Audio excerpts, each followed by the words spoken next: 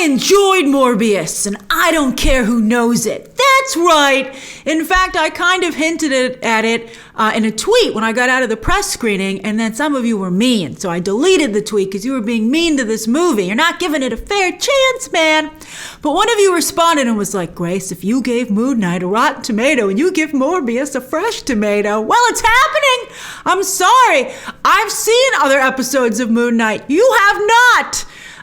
And Morbius, I'm not saying it's the freshest tomato ever picked, but it's enjoyable. I liked it. I had a good time. I mean, I went in with rock bottom expectations, which might have helped. So don't let me get you jazzed up too much. I'm just so delighted that I had such a good time. But when the movie started, it had this amazing heart-pounding score. I know I love that kind of music. I was like, all right. And then it had these amazing, really strong visuals. They started out in Costa Rica in the rainforest, and it looked real good. And I was like, hey, maybe I'll be able to tell everybody this movie's watchable. And then as it went on, to my surprise, it became more than watchable. It became an actually good movie. Now, again, as I said, it's not a great movie. Let's not get carried away here. But I think it's a good movie that deserves our respect. I think they accomplished what they set out to achieve. And they certainly surprised me with how much I enjoyed it. And I think it has lots of potential for the Spider-Verse. I also think it helps that I saw it as a matinee. Morbius is a real good matinee. It was sunny when I came out. I was like, hooray! I love seeing a good movie. I loved seeing it on the big screen. It was very thrilling. I had a really good seat. The screen was real big, and they had a really great sound system. And it was just fun. I mean, the only thing I would have made it better is if I could have popcorn and soda. Fizzy soda. Stupid pandemic. But if you feel comfortable doing that, you'll have an even better time. That said, the two end credit scenes are a total hack job. They are ridiculous. Jared Leto doesn't even match the rest of the movie because he doesn't have the same hair and makeup team, it looks like.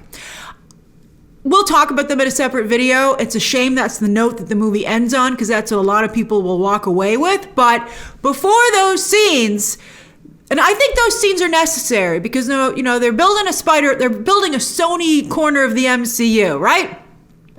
This makes me feel much better about Kraven because I think that this is a successful launch of a character in the Spider-Man universe without Spider-Man as Venom. I mean, at least I think it deserves to be. Venom, people were making fun of that before it came out too. So let's see if Morbius can also find an audience. And I didn't like Venom too. So, I'm just trying to, calibrate our thoughts here. And when Morbius started to learn about his powers and he started to use them, my reaction was, oh, he's ready to spar with Spider-Man. That's a fight I'd like to see. Well, I say spar because Morbius is an anti-hero character that sometimes fights Spider-Man, but sometimes helps him. And speaking of the comics, I would say that like Venom and Captain America's Shield, seeing Morbius in live action made me finally understand the popularity of the character in other mediums. Like looking at Morbius comic book covers and looking over some of the stories to get ready for this movie, I mean, I didn't look too deeply because I was not impressed. I didn't find it compelling, and I didn't think it would make a compelling live action movie. I was like, eh. But in this movie, and the trailers don't do it at all justice. More about the trailers in a moment.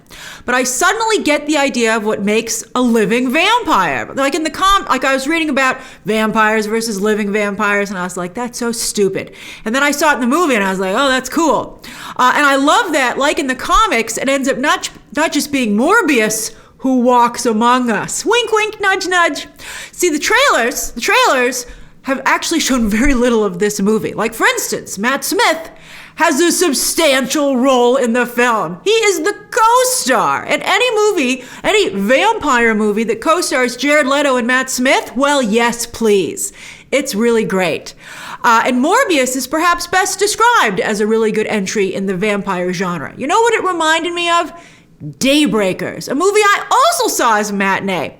That's a fantastic 2009 movie that has a cult following, deservedly so. And I'm sure some of you are like, I love Daybreakers. And I'm like, I know, go see Morbius. Because that movie also redefined vampire mythology, it modernized it, and it involved science. Here, the science talk worked for me. I believed it. I believed the science of how Morbius creates living vampires, and I believed Leto as a talented geneticist. I know, I did believe him in that role, who's just crazy enough to do this. This Morbius also has elements of the Island of Dr. Moreau, with Leto splicing himself with a vampire bat. Now, some people might laugh at that, but are you watching a movie about Morbius the Living Vampire or not? I mean, you know what you bought a ticket to. I feel the rules of what Morbius can do are quite clever and make total sense, and the visual effects do an excellent job bringing those ideas to life. You know, a lot of times they've held these movies from the pandemic and we're like, and the VFX still look like that? Whew, these are beautiful. I liked them. I know I've seen some people say they look bad. I really thought they were great. They're not only convincing, but they're really beautiful. I thought they were really visually arresting. And Leto does a lot to sell them as they blend seamlessly with his and Matt Smith's performances. Oh, I just really liked it. I thought the action scenes were also quite good. Again, visually stunning and sometimes quite scary. There's a scene with a nurse that I was like, that's scary. That was good. To me, this is a modern scientific take on a vampire movie, and I think it's exciting. As for vampires in the Spider-Verse, of course they involve science. You know, with Spider-Man, of course, it's scientists who are always falling into stuff and having accidents. I chuckled at that when I was watching this movie. I was like, of course it's a scientist. And they do have Horizon Labs still in the movie. That's still where Morbius works. But, you know, I didn't think it seemed so ridiculous suddenly to have vampires in the Spider-Verse. Before I thought it was dumb, but now I'm like, oh yeah, let's bring these guys in. And it makes me feel that maybe it won't be stupid to have them in the MCU either with Blade, which I was worried about. I was worried. And I realized that living vampires are not the ones that Blade fights. Blade fights the old school kind, right? But here, there's such good work done that I don't think Kevin Feige should ignore it, particularly in terms of the visuals and the VFX. I was like, oh, are these guys going to be in the Blade movie? And I was like, no, Grace, they're living vampires. And I was like, well, there's got to be some overlap because these guys are cool. Jared Leto has been searching for his big franchise for a while now. You know, that big marquee franchise that will anchor his career. And it hasn't been going so well. I mean, I thought his Joker was very interesting. You know, I liked that approach, and I thought there was some really interesting stuff happening there. But this role fits him like a glove. And sometimes he even actually looks like himself, which I thought was funny. I'm actually a fan of Leto's work. He's very good in We Crashed. I thought that House of Gucci, even though it didn't totally work out, I understood what he was trying to do there, and I thought there were moments there when it worked. I just think, you know, on that note, he's someone who needs strong guidance from the people behind the camera, from the script and from the directors. And I can't believe he got it from Daniel Espinosa, but he got it here for some reason. Maybe because this isn't, I think, to some degree too far from Jared Leto, but it's just he did a really good job here. He elevated the material whenever he was on screen, as a movie star should. He was given movie star here. He looks like a movie star in all his scenes. He has the charisma of a movie star, but also the talent of an Oscar-winning actor who's taking this comic book role very seriously. You know, he didn't try and do anything silly with it. He took it very seriously. Maybe that's the key, because he's being very serious in WeWork as well. Maybe with Joker and Gucci, he was trying to be maybe too big with his performance. His ideas were too broad. But here, I think a lot of the genius is in the details of the performance. I like that. I really think that might be what it is. I really thought he was good here. I was like, this is why people think Jared Leto could be a movie star. Made me feel a little bit better about his upcoming potential Tron movie, which before I thought was a bad idea. But now I'm like, hey, if you can control Leto, if you can guide Leto, that could be real good. Matt Smith? Well, come on. He's Matt Smith. Always a total treat.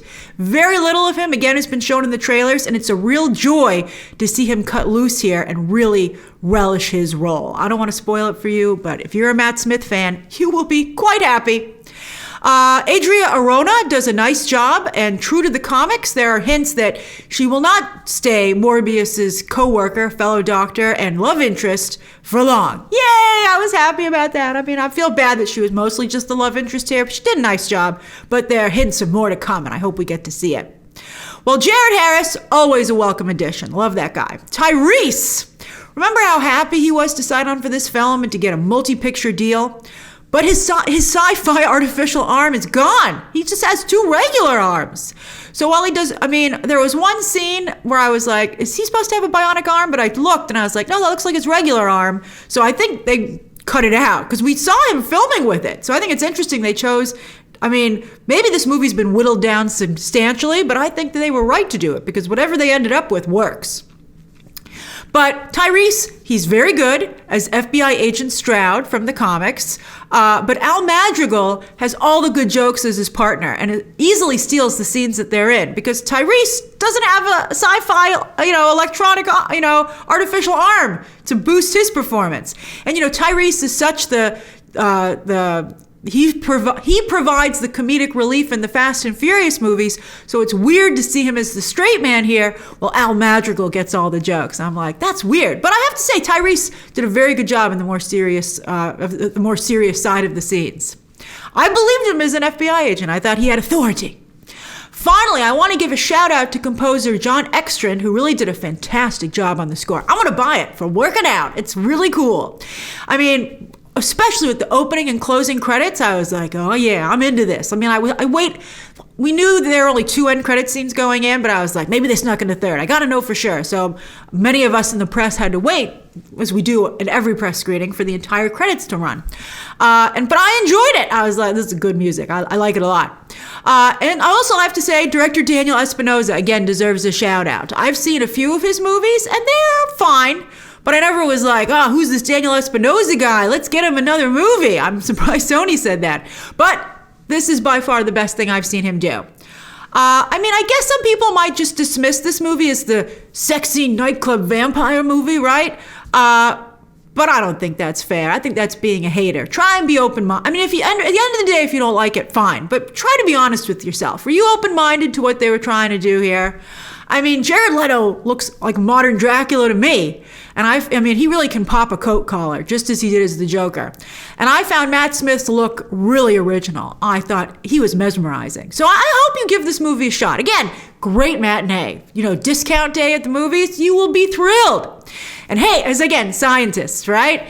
It is a good joke that they're always the ones who turn into these Spider-Man characters. And on that note, the nicest thing I can say about Morbius is that I can totally see him as an anti-hero, both fighting and helping Spider-Man, Andrew Garfield, a new Miles Morales, in the near future in a Sony movie. And I would be excited to see it. So that's, we'll talk about some of the specifics in the spoiler review, but I liked it. So that's my non-spoiler review of Morbius. I'm excited to hear your own thoughts down below. Subscribe today. And of course, as always, you can check out some more videos right now.